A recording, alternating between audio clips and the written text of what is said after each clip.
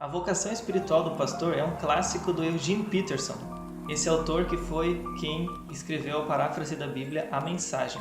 Nesse livro de 2006, que na verdade já foi publicado na década de 90 sob o título A Sombra da Planta Imprevisível, ele faz uma comparação usando a vida de Jonas como exemplo para mostrar como ele descobriu um novo caminho de ser pastor.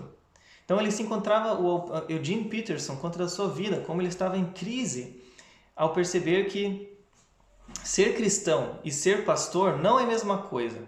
E que ser pastor também pode ser seguido em dois caminhos. Ou eu sigo uma carreira eclesiástica em que eu controlo, em que eu posso galgar da maneira que eu quiser, ou eu sigo uma santa vocação imprevisível, que eu preciso confiar em Deus a cada momento.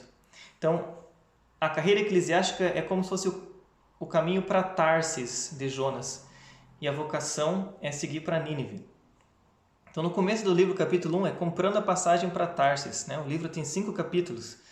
E ele fala como Jonas é um espelho de nós mesmos. Ele não é um exemplo a se seguir, aquele exemplo perfeito. Ele simplesmente mostra quem nós somos. Então, Jonas estava errado ao ir para Tarsis, tentando fugir de Deus. Mas depois ele estava errado ao ir para Nínive, quando ele queria pregar sem amor para as pessoas. Aqui, então, ele fala como um pastor deve ser no seu dia a dia. Ele fala como a rotina pastoral, na verdade, é uma coisa que não tem aquele brilho, ela não tem tanto a ver com Tarsis, ela tem mais a ver com Nínive. Ela fala do trabalho pastoral como uma comparação do trabalho em uma fazenda. É algo rotineiro, comum, normal, sem brilho. É limpar o curral, é tirar o esterco dos animais, é fazer tudo aquilo que as pessoas não estão vendo, mas que precisa ser feito. Ele chega a citar: o pastor deve aprender a viver com suas próprias escuridões, com o horror interior e com a tentação, dizendo que o trabalho pastoral aos olhos humanos não tem muita chance de sucesso.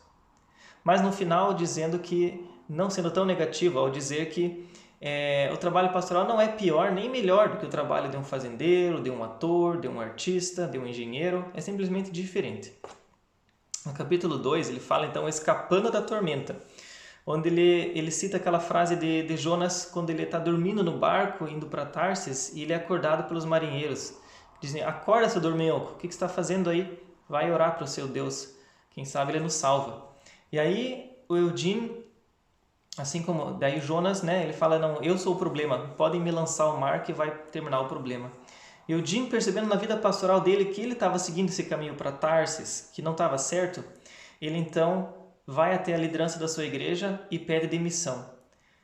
A liderança da igreja recusou a demissão e aquilo abriu a chance para um debate, quando eles conversaram e perceberam que o foco dele estava errado e que o foco da liderança também estava errado. Então, a partir daquele momento, a liderança ia aprender a gerenciar a igreja e ele ia aprender a pastorear. A liderança da igreja ia aprender, os leigos iam aprender a dirigir as reuniões, a cuidar do administrativo, do organizacional, e ele ia se dirigir mais tempo para a oração e leitura da Bíblia, vendo esses 2 pontos como o foco principal da vida de um pastor: gastar tempo em oração e gastar tempo lendo a Bíblia. Nesse ponto eu vejo ele diferente da maioria dos autores modernos, que ele vai radicalmente contra esse gerenciar a igreja, o pastor como um gerente de igreja. Aí ele faz também a comparação de Jonas e Paulo, são as 2 histórias com uma grande tempestade no mar e como os 2 deram respostas diferentes à tentação, à tormenta. No capítulo 3, na barriga do peixe, o autor nos explica como você vai descobrir a oração, focando especificamente no livro de Salmos. Ele mostra como a oração de Jonas está muito ligada ao livro de Salmos. O pastor precisa ser um mestre na oração, é o que ele quer dizer. E no capítulo 4, achando o caminho para Nínive, ele vai contar da experiência pessoal dele, como ele teve essa mudança de Tarsis para Nínive, uma mudança difícil.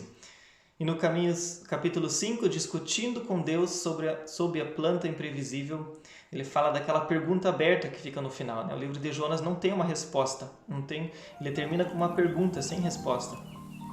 E para essa pergunta, cada pastor precisa dar uma resposta por si mesmo. Deus te abençoe, espero que você tenha gostado e usufrua desse livro.